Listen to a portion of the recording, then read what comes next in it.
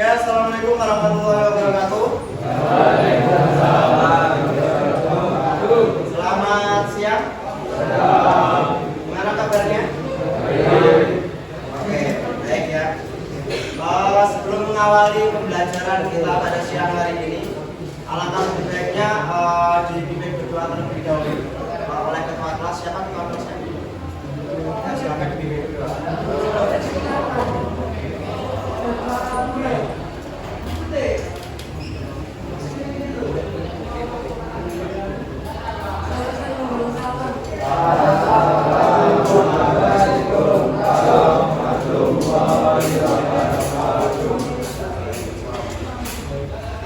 Oke, sebelumnya saya absen terlebih dahulu.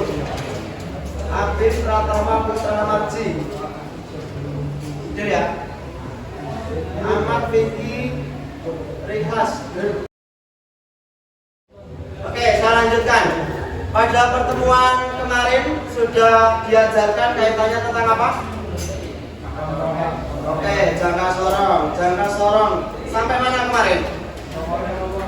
Nama-nama komponen. Coba ada yang bisa sebutkan di tangan. Silakan, Mas ya. Oke, siap. Ya. Ya. Oke. Ya. Ya. Ya. Oke. Atas nama siapa, Mas? Oke, 1 poin ya untuk Zeva ya. Jadi setiap pertemuan saya akan selalu mengapresiasi kaitannya dengan apa yang kalian lakukan. Jadi diusahakan kalian aktif di dalam kelas. Bisa dipahami ya? Oke. Kaitannya dengan materi yang kemarin, saya kira kalian sudah memahami betul kaitannya dengan nama-nama komponen dan juga penggunaan dari jangka sorong ya. Pada pertemuan kali ini, yang pertama saya ingin membacakan kaitannya dengan tujuan pembelajaran yang akan kita capai. Yang pertama, peserta didik harus mengenal bagian-bagian dari alat ukur yang sudah kalian pelajari di minggu yang kemarin. Kemudian yang kedua, peserta mampu menggunakan alat ukur dengan benar. Jadi kalian tidak hanya bisa menggunakan alat ukur saja, tapi juga menggunakannya dengan benar. Kemudian yang ketiga, peserta didik mampu mengukur komponen dengan alat ukur yang benar. Dan yang terakhir, peserta mampu menganalisa hasil pengukuran berdasarkan data spesifikasi. Oke, di pokok bahasan kali ini sebetulnya alat ukur itu ada beberapa ya. Yang pertama itu ada jangka sorong, mikrometer, dial gauge, kemudian ada silinder gauge. Gitu. Jadi untuk pertemuan kali ini kita membahas di pokok bahasan yang pertama jangka sorong. Nah, sebelum menuju ke materi inti, saya ingin menayangkan kaitannya dengan video cara pengukuran menggunakan jangka sorong. Silakan untuk diperhatikan.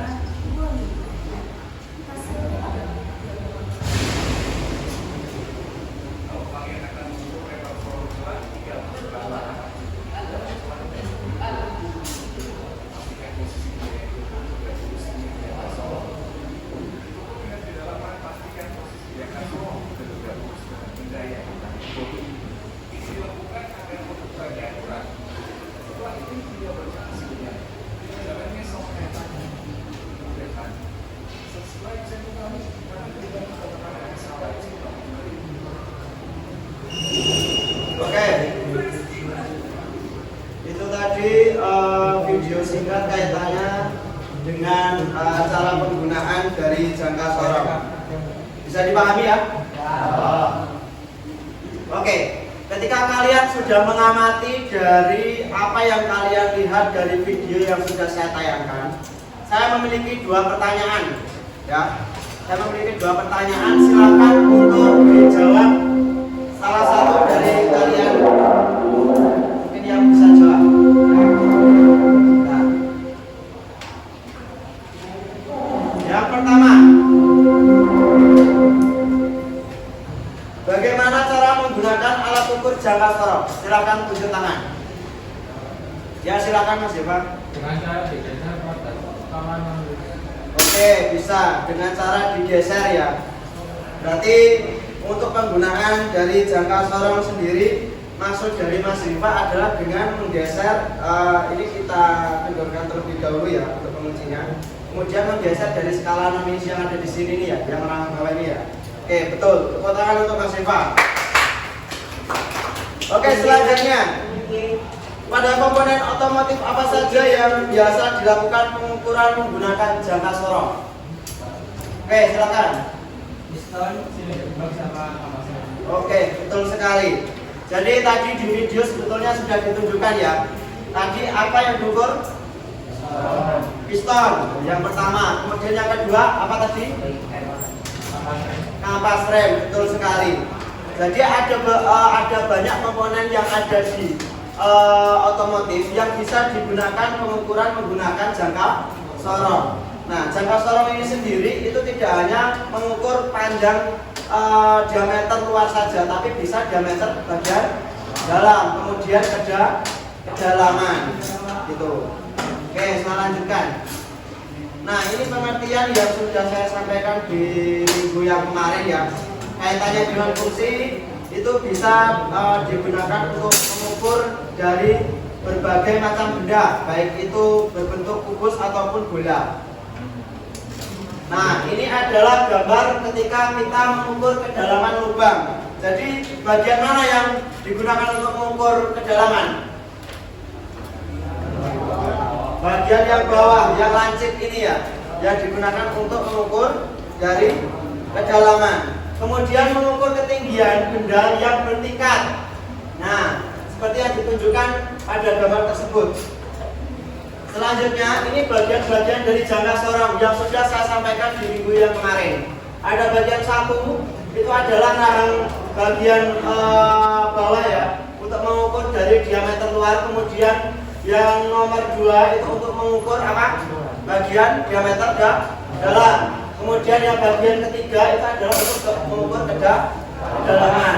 Kemudian bagian yang keempat itu adalah apa? Ya, terus kemudian yang bagian terakhir nomor 5 itu adalah skala utama, dan yang keenam skala geser atau skala minus. Oke, saya kira ini sudah dipahami ya. Kemudian ketelitian dari jangka sorong sendiri itu ada 3 sebetulnya. Tapi yang kita pelajari pada kesempatan kali ini ada 2, yaitu ketelitian dengan 0,02 mm. Kemudian yang kedua adalah ketelitian dengan 0,05 mm. Nah, cara pembacaannya mungkin salah satu bisa dibacakan Mbak? Yang keras.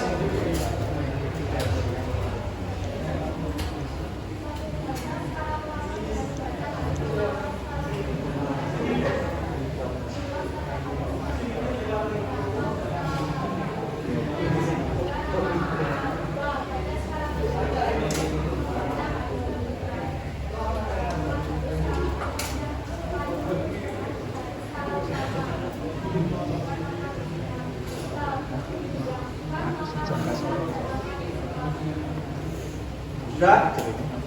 Oke, kalau sudah, saya kira kalian sudah bisa untuk membaca jangka sorong. Kita coba terlebih dahulu untuk membaca dengan ketelitian 0,02 mm. Ada yang bisa jawab? Kira-kira berapa ini? Sudah dilingkari. Yang untuk skala utamanya ini adalah yang bagian A. Kemudian yang skala non-issue adalah di skala yang tulisannya B. Ada yang bisa jawab? Berapa? 9,26. Oke, kita cek apakah benar. Oke, betul. Berarti jawabannya Zeta adalah betul, 9,26. Selanjutnya ini masih dengan ketelitian 0,02. Silakan, ada yang bisa baca lagi? Berapa? 17,40. Kita cek lagi. Oke, betul, 17,40. Berarti kalian sudah memahami ya. Terus selanjutnya ini dengan ketelitian yang berbeda, 0,05. Berapa? 9,5. Oke, betul. Konfirmasi. Yang terakhir ini kayaknya ya. Coba berapa ini?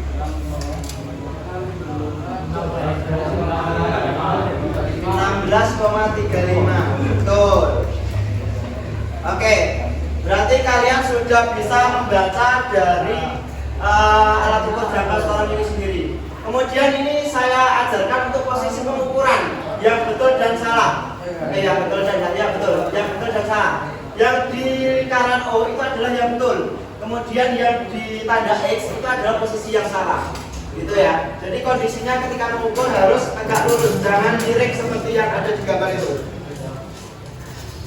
Kemudian ini untuk yang mengukur diameter dalam. Nah, tidak boleh miring, harus sejajar. Dan tidak boleh di ujungnya saja, ya. Nah, ini untuk yang kedalaman.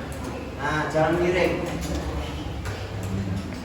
Oke, sampai sini ada ditanyakan sebelum saya lanjutkan? Oke, kalau tidak ada pertanyaan, silakan. Di sini saya bentuk 2 kelompok yang sudah saya sampaikan di minggu kemarin ya. Nanti silakan kalian membentuk kelompok untuk melakukan lembar pengamatan yang sudah saya berikan di sini. Nanti ditulis di buku kalian masing-masing. Satu kelompok mengumpulkan 1. Nah, tugasnya adalah kalian mengukur dari diameter piston ini. Kemudian selain dari diameter luarnya, kalian juga harus mengukur dari diameter dalam yang ada di sini. Paham ya? Nanti kalian menggunakan dua alat ukur yang berbeda telitiannya. Yang satu 0,05, yang satunya 0,02. Nanti setelah kalian menyelesaikan lembar kerja yang ada di yang saya tunjukkan ini, nanti dibuat kesimpulan. Nah, nanti dibuat kesimpulan, dipresentasikan salah satu maju ke depan. Bisa dipahami ya? Oke, silakan perwakilan dari kelompok 1.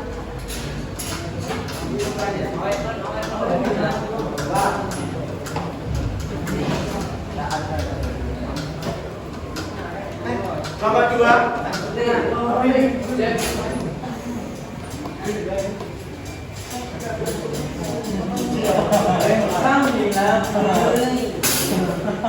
Oke, silakan saya beri waktu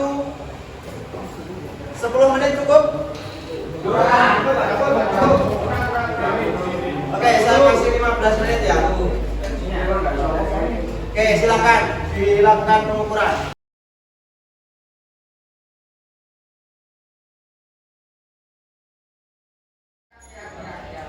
Oke, silakan. Ini karena kelompok 1 sudah, silakan dipresentasikan ke depan.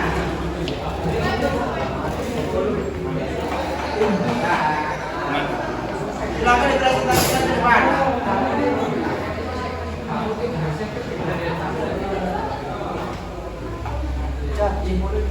Dipresentasikan ke depan.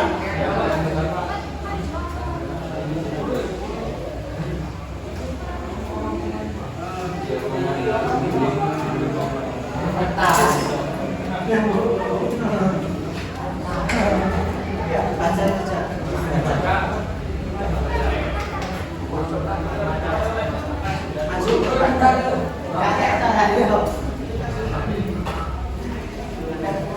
Oke, silakan didengarkan ini dari kelompok 1.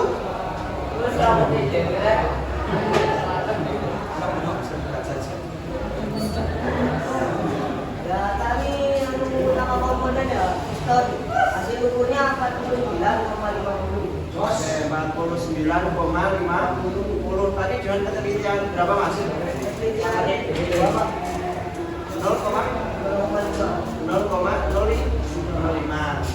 Oke, silakan duduk, tepuk tangan untuk teman kalian. Selanjutnya kelompok 2. Silakan perwakilan kelompok 2.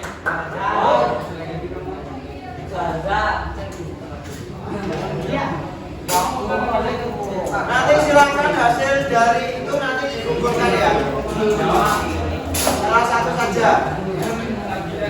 Oke, silakan kelompok 2.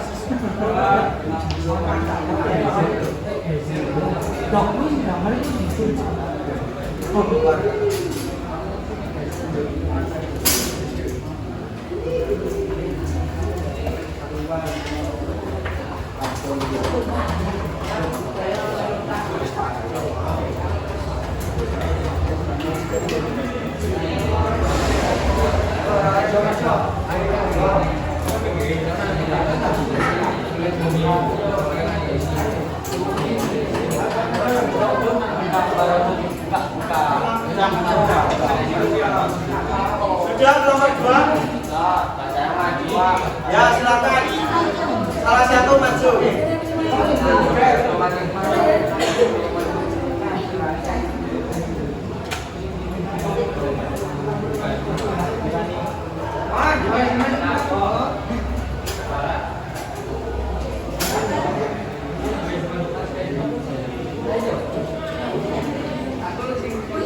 Ya, maju silakan.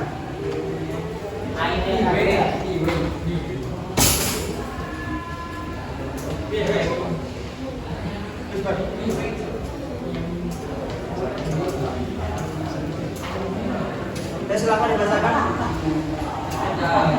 Dari kelompok 2 yang lain diperhatikan dulu.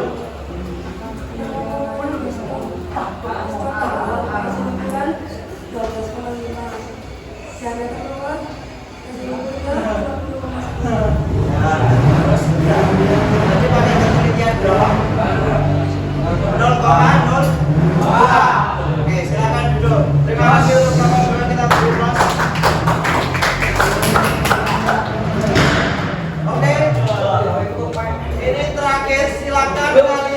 dibuka HP-nya masing-masing. Silakan dibuka HP-nya masing-masing. Linknya dicatat ini https //forms. Nah ini nanti ada soal, silakan dikerjakan, nanti akan langsung muncul nilainya. Ya. Sudah duduk, ada yang enak.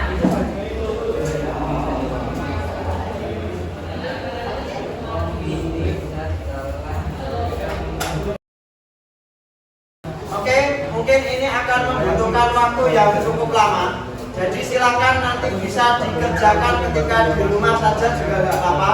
Nanti saya akan bisa mengecek respon kalian nanti di sini. Jadi nilai kalian akan langsung muncul di data saya seperti itu. Paham ya? Jadi saya harap kalian nanti segera mengerjakan. Nanti akan bisa untuk mendapatkan nilai yang maksimal juga. Gitu ya. Oke.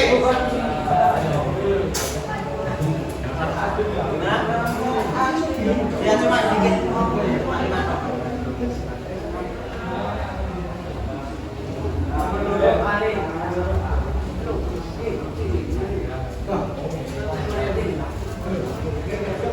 Oke.